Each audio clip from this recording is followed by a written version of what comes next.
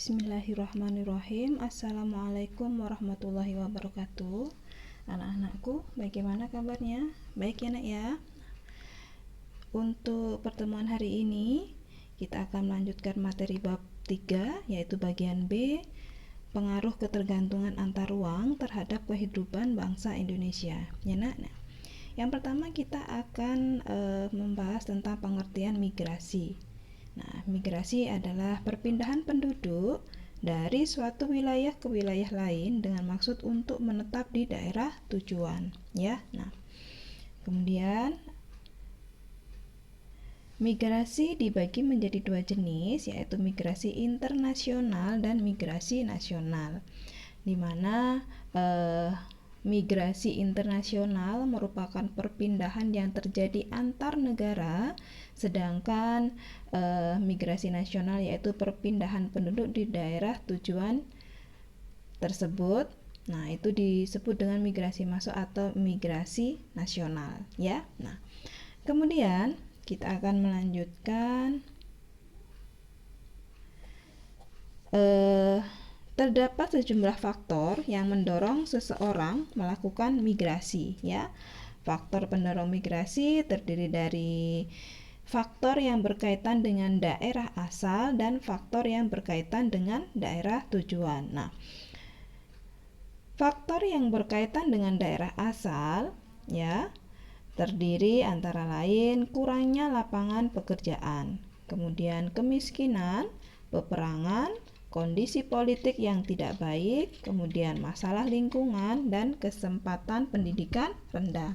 Kemudian yang kedua, faktor yang berkaitan dengan daerah tujuan, terdiri dari tersedianya lapangan pekerjaan, penghasilan lebih baik, dan pendidikan lebih tinggi, serta tersedianya aneka sarana hiburan dan pusat kebudayaan. Nah, sini kita akan bahas yaitu faktor yang berkaitan dengan daerah asal. Nah, yang pertama kurangnya lapangan pekerjaan, di mana penduduk di suatu wilayah atau negara dengan lapangan pekerjaan yang kurang maka akan cenderung melakukan migrasi ke wilayah atau negara lain, ya nak ya. Nah, kemudian kemiskinan. Nah, penduduk yang mengalami kemiskinan di suatu wilayah dapat memilih melakukan migrasi ke wilayah lain yang peningkatan perekonomian mereka, ya. Nah, kemudian peperangan. Nah, suatu wilayah atau negara yang mengalami peperangan dapat menyebabkan penduduknya bermigrasi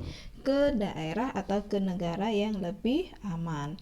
Kemudian kondisi politik yang tidak baik.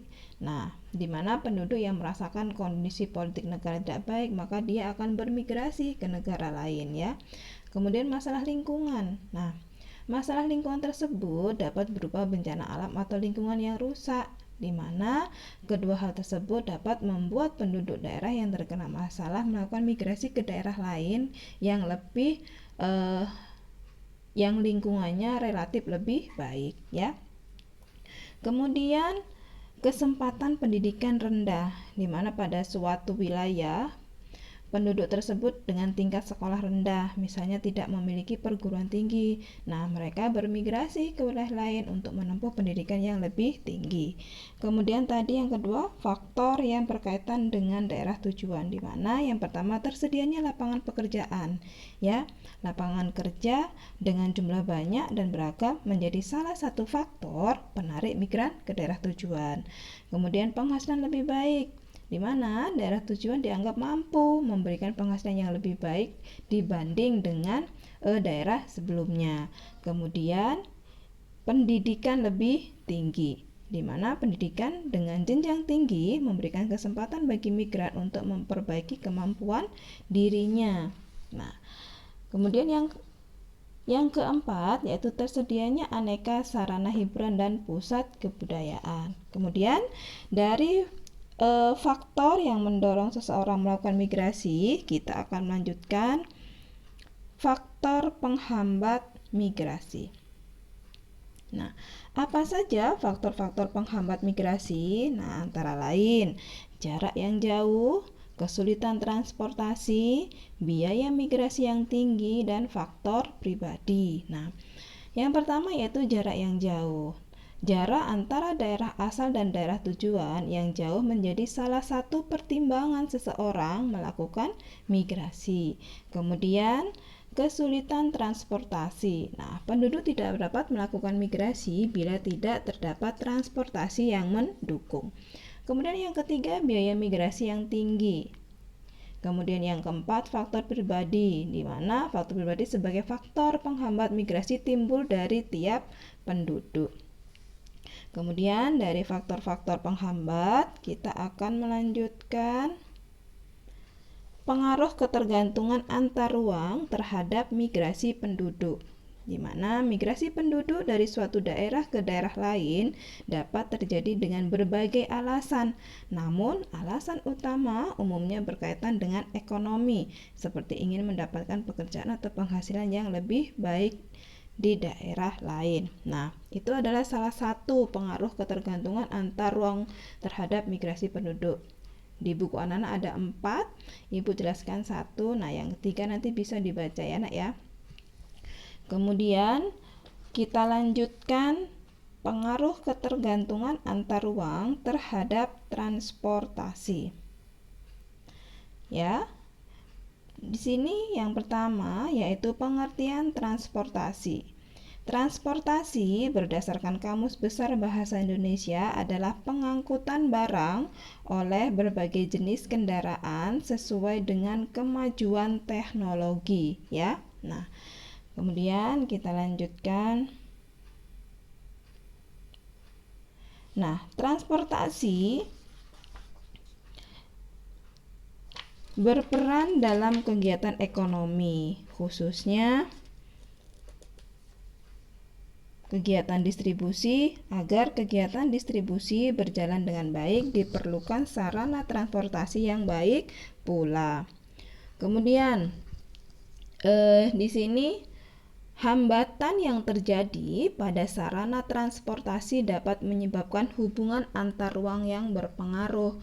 Pengiriman bahan baku untuk bahan produksi, transportasi sumber daya manusia, dan distribusi hasil produksi berkaitan dengan sarana transportasi. Nah, kegiatan ekonomi dapat makin meningkat jika sarana transportasi makin baik pula.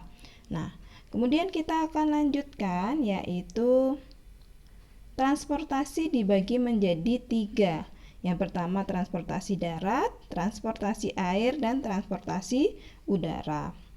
Kemudian kita lanjutkan yaitu